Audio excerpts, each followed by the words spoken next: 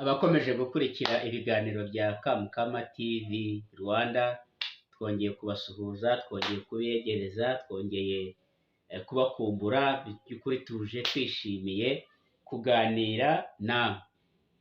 Twabateguriye bike, twabateguriye ikiganiro cyiza cyane kivuga ku bintu 10 wakora kugira ngo ujye wubahwa kandi abantu bifuze kubana nawe, bakwifuze kubahora hafi, bakubahe kandi bakwifuza.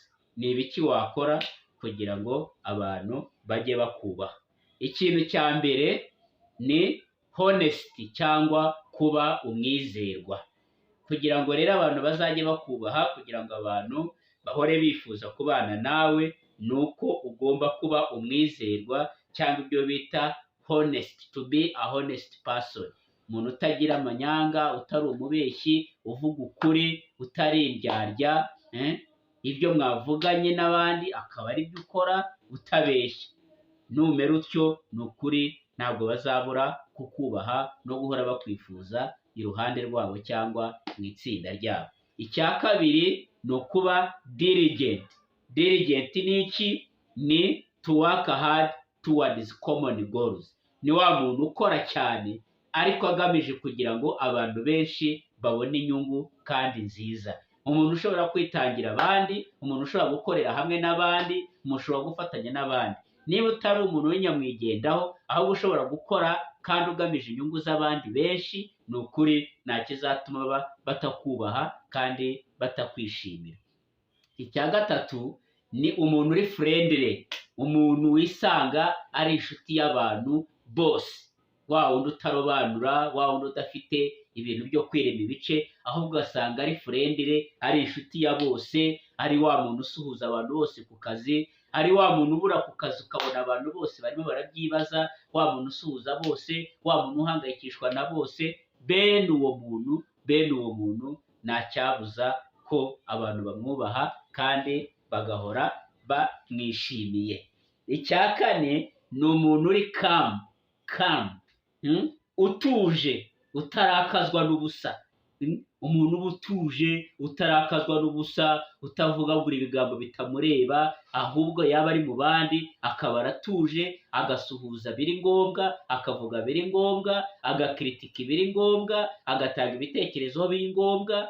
Ni ukuvuga ngo avuga ibimureba, ibitamureba ntabigemo. Bene uwo muntu arubahwa kandi mu by'ukuri agakundwa. Ikindi ni umuntu uri benevolent. Benevolent ni iki? Someone that give others that are in need. Ni umuntu ubasha gufata ku bintu by'agahereza abakene, agahereza abababaye, akitanga, akifuza gusangira n'abandi, akifuza gufatanya n'abandi. Bene uwo muntu uri benevolent, ushaka gufatanya n'abandi, ushaka gusangira n'abandi, agaha ku bakene, abantu baramukunda, abantu bakamwishimira kandi bakamwubaha. Ikindi ni umuntu ufite patience and humility, kwihangana no guca bugufi. Patience, patience, kwihangana, na humility, guca bugufi. Ni ukuri umuntu ugira kwihangana, utarakazwa n'ubusa, uciye bugufi, utibona, utizamura, wubaha abamuruta, wubaha abaruta, wubaha abarusha amafaranga, wubaha abarusha imbaraga, akabacira bugufi. Wamuvugisha ukabona aguciriye bugufi. Nta mpamvu uwo muntu batamwubaha, nta mpamvu batakwifuza guhorana nawe. Ikindi, dressing modestly and neatly, kwambara neza. Kwambara neza kandi ukambara ibintu bifite isuku. Kwambara neza ni ibiki? Ni ukwambara bitanyuranyije n'imyemerere n'amahame y'umuco w'abantu urimo, imyumvire y'abantu urimo, ahantu uri. Ukambara byiza, ntihagire uganira ku myambarire yawe idasanzwe. Niba uri umukobwa, niba uri umumama, ukambara ukikwiza. Niba uri umusore, uri umugabo, ukambara imyenda igukwiriye, atari bya bindi kariso ziri hanze, ibipantaro bigenda bijejeta hasi wagira ngo wakozemo pipo, ibintu nk'ibyo. Ni ukuvuga ngo ukambara neza, hanyuma ukambara n'imyenda isa neza, ikubahishije, ituma witwa umugabo, ituma witwa umugore, ituma witwa umusore ufite ejo hazaza, ituma witwa umukobwa ukwiye kurambagizwa. Amavi atari hanze nk'ay'ihene, utubuno tutari hanze utw'ihene turi aho, ukambara ukikwiza ukaberwa nk'umwana w'umunyarwanda. Ndimo ndavugana n'abanyarwanda, ukambara ukaberwa ugasa neza, kwirinda kwambara ubusa.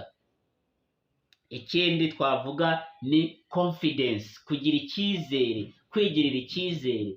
Ni by'ukuri nta muntu udakunda umuntu wigirira icyizere. Kwigirira icyizere biraryoha, ukumva nta mpamvu yatuma utajya mu bantu, nta mpamvu yatuma udatanga igitekerezo mu bantu. Bene uwo muntu wigirira icyizere utigaya, abantu baramukunda cyane. Ikindi ni umuntu ufite impase. Impase ni iki? To understand and share the feelings of others. Mu by'ukuri ni byiza cyane ko uba umuntu ubasha kumenya ibitekerezo by'abandi.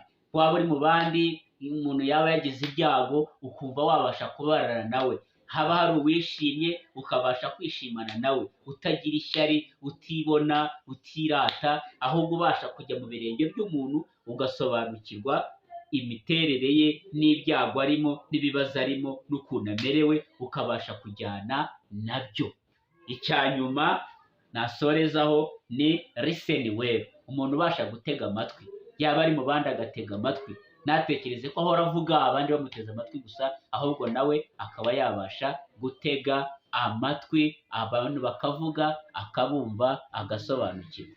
Murakoze gutega amatwi. Ibyo ni ibintu twaganiragaho 10 bishobora gutuma umuntu abantu bamwubaha, bagora bifuza ko yaba ari kumwe nabo mu itsinda ryabo, ku kazi n'ahandi. Mwari kumwe na Kamukama kuri Kamukama TV Rwanda.